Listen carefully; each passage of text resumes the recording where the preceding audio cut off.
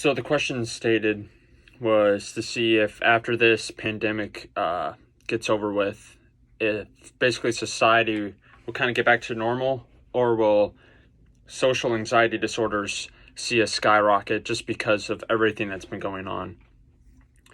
First of all, I honestly believe that with the social anxiety disorders that they'll probably stay the same.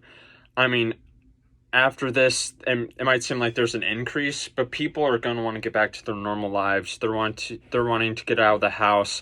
I know I'm wanting to get back to my quote unquote normal life. I'm tired of staying inside.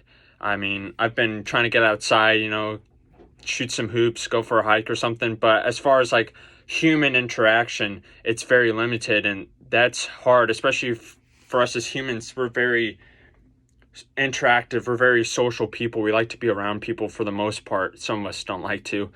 But with people with social anxiety disorders, I think that the people that have them already that are strong, I think that they might see their symptoms might see an increase in the social anxiety disorders. I don't think overall people getting a social anxiety disorder will increase.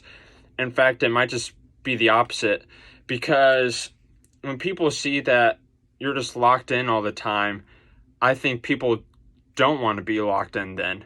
I think it would kind of be a flip side. So it's kind of like, well, I was locked in my house basically for 2 weeks, and I had no human interaction, no social interaction. Like, I'm kind of anxious to go out and talk to people.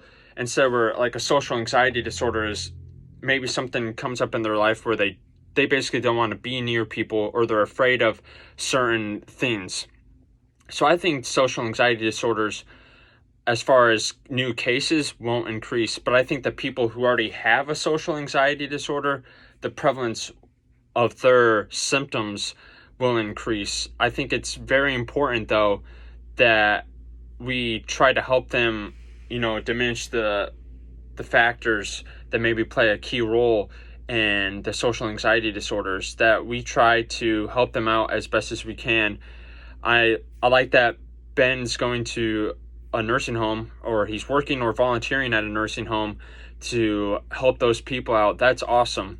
I mean, I'm sure there are a lot of people in there, a lot of older people that I believe, mentioned that, are missing their families because people aren't allowed to go in the nursing home. It's closed off to relatives right now. And you see a lot of videos on Facebook, if you have it, or Instagram, or maybe on like CNN or Fox News, that people are like, I saw one today where a husband was speaking through a window to his wife that was in a nursing home because he can't go in to talk to her. I know that a lot of people in there are really anxious to go and have their loved ones come see them. And the prevalence of that is, I think, with people maybe who don't have a strong social anxiety disorder, that we need to see this, that we need to be a help to those people maybe that are struggling or that need some help. And we need to keep looking and trying to stay informed about certain disorders and maybe the prevalence, or what we can do maybe to alleviate some of their symptoms. But I think overall, as far as the disorder goes, that the prevalence after this is all done and over, it'll stay about the same.